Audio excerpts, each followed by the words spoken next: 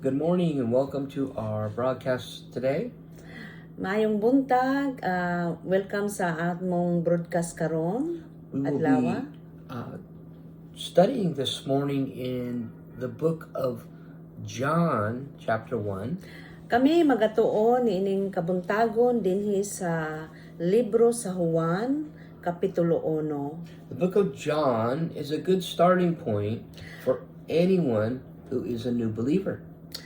Ang libro sa Juan mao ang maayo nga pagsugod sa pagtuon nga mao gyud ang starting point sa pagtuon. Anyone who is has been in Christ for a while, this is also a wonderful book. So si kinsa kadtong bag-o pa diha kang Kristo, mao kini ang pinaka maayo nga nindot nga tun-an To strengthen our faith. aron sa paglig-on sa atong pagtuo. So let us begin in chapter 1, verse 1. Kita magasugod sa bersikulo 1. If you have your Bible, Kung turn with anamoy- us to John chapter 1, verse 1. Kung anamoy mga Biblia, moadto kita diha sa bersikulo 1 diha sa Juan kapitulo 1. Amen. In the beginning was the Word, and the Word was with God, and the Word was God. Sa wala pa'y nabuhat bisan unsa, ang pulong diha na, ang pulong uban sa Dios ug ang pulong Dios. Amen. He was with God in the beginning. Sukad pagayod sa sinugdanan, Through him all things were made. Without him nothing was made that has been made. basahon nato bersikulo 2 ug 3, sukad pagayod sa sinugdanan ang pulong uban sa Dios. 3, pinaagi kaniya gibuhat sa Dios ang tanan ug walay bisan usa sa tanan nga nagbuhat nga dili pinaagi kaniya. Amen. In him was life, and that life was the light of men. Diha sa pulong ang kinabuhi ug ang maong kinabuhi mao ang kahayag sa mga tao. So, in our first four verses, Diha sa ikaupat nga mga bersikulo, we see that Jesus Christ is referred to as the Word, makita nato nga si Hesukristo gi-refer gayud nga siya ang pulong. and that John starts out like Genesis. O say that again. The book of John starts out like the book of Genesis. So ang libro sa Juan nahisama sa libro sa Genesis. The Bible says in Genesis chapter 1 that in the beginning, Ang Biblia nag-ingon diha sa Genesis kapitulo 1 nga sukad sa sinugdanan God created the heaven and the earth. gibuhat sa Dios ang kalibutan, ang langit ug ang kalibutan. And in John, we have the beginning being the Word.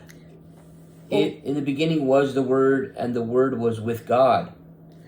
Nga nag-ingon nga sa wala pa'y nabuhat bisan unsa ang pulong diha na, og ang pulong uban sa Dios og ang pulong Dios. So we see that there's a mind So present.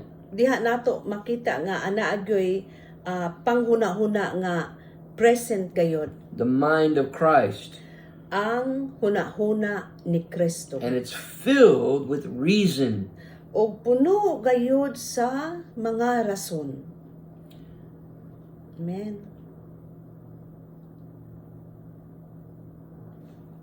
Jesus was with God in the beginning, in verse 2.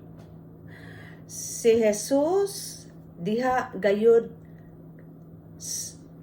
kauban sa Dios sukad sa sinugdanan. But he's called the Word. Apan gitawag siya pulong. Verse 3 says, through him everything was made. So in Genesis we have that creation account. Yes, it's true. So, diha sa bersikulo 3, pinaagi kaniya gibuhat sa Dios ang tanan og walay bisan usa sa tanan nga nabuhat nga dili pinaagi kaniya. Yeah, and so in Genesis we have the account of the creation. So, diha sa Genesis makita nato nga ana gyoy account sa iyang pagbuhat sa mga binuhat. And John tells us that through Jesus all things were made. Og si Juan nagsulti kanato nga pinaagi kaniya gibuhat ang tanan. And without Jesus, Og kung wala si Jesus, nothing was made that has been made. wala gayoy nabuhat nga dili pinaagi kaniya. Jesus is all in all. So si Jesus gyud ang tanan og sa tanan. And then in verse 4 it says, in him was life. Sa diha sa bersikulo 4 nag-ingon diha sa pulong ang kinabuhi. And that life was the light of men. Og ang maong kinabuhi mao ang kahayag sa mga tao. Amen. Yes, it's true. I have knowledge of the Word of God. Ako ana ay kaalam diha sa pulong sa Dios. Some of you have read Pipila kaninyo inyong nabasa where God is light. nga sa diin ang Dios kahayag. And so the Bible says God is light, So ang Biblia nag-ingon nga ang Dios kahayag, and in him there is no darkness at all. nga diha kaniya wala gayoy kangitngit. And so in him was life, and that life was the light of men. So diha kaniya mao ang kahayag sa mga tao. Amen. Amen. The light shines in the darkness, but the darkness has not understood it. Verse 5. Diha sa bersikulo 5, ang kahayag nagdanag diha sa kangitngit ug walay makabuntog niini ang kangitngit. This is a contrast between the light and the darkness. So mao gyud ni ang contrast diha sa kahayag versus sa kangitngit. If I go to Genesis, you don't have to go there, Okay. but if I go to Genesis chapter 1, So kung moadto kita ngadto sa Genesis kapitulo 1, I can see that in the beginning, ug makita gayud nako nga diha sa sinugdanan just like in the book of John, sama sa libro diha sa Juan, there was a darkness. ana gayoy kangitngit. Okay, the Bible says in Genesis chapter 1, Ang Biblia nag-ingon diha sa Genesis kapitulo 1 bersikulo 1, in the beginning God sukad sa sinugdanan ang Dios created the heavens nagbuhat sa langit and the earth. ug sa yuta. Now the earth was formless and empty, Ug karon ang say that again. the earth was formless and empty, Ug karon ang kalibutan wala gayoy form, and it was empty. walay sulod. Okay. And darkness Og ang kangitngit was over the surface of the deep. nagalibot gayud sa malalom. So there was a darkness over the water, So ana gayoy kangitngit diha sa sulod diha sa tubig. and the Spirit of God was hovering over the waters. Og ang espiritu sa Dios naga-hovering gayud. So the Spirit of God is there as well. So ang espiritu sa Dios ana gayud diha naga-hovering Over the water. diha sa katubigan. And in John, Og diha sa Juan, he says that in Jesus was life, nga diha kang Jesus ana ang kinabuhi. and that life was the light of men. ug kana nga kinabuhi mao ang kahayag sa tao. The light shines in the darkness, Nga ang kahayag nagadanag diha sa kangitngit. but the darkness has not understood it. Apan ang kangitngit wala gayud dili gayud wala gayud nakasabot. When the light comes, Sa diha nga moabot ang kahayag, the darkness disappears. Amen? mokalagyo gayud ang kangitngit. And so, in verse 3 of Genesis, chapter 1, So diha sa bersikulo 3 sa Henesis kapitulo 1, and God said, "Let there be light." og ang Dios nag-ingon ana ang kahayag, And there was light. og siya og anaa diha kahayag. This is not the sun. Kini dili ni siya usa ka adlaw. This is the light of life.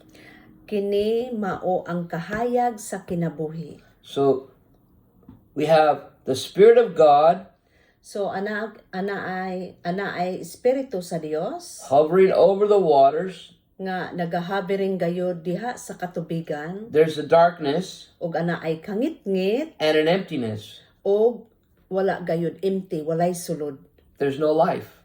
nga wala gayoy kinabuhi. There's a void, an emptiness, a void. Void gayud og wala gayoy sulod. This is not a place where God dwells. Dili ni siya mao ang dapit nga sa diin ang Dios nagpuyo. God is light. Ang Dios kahayag. And so in this place, God said, "Let there be light." So kini nga dapit ang Dios nag-ingon nga kahayag, And God saw the light.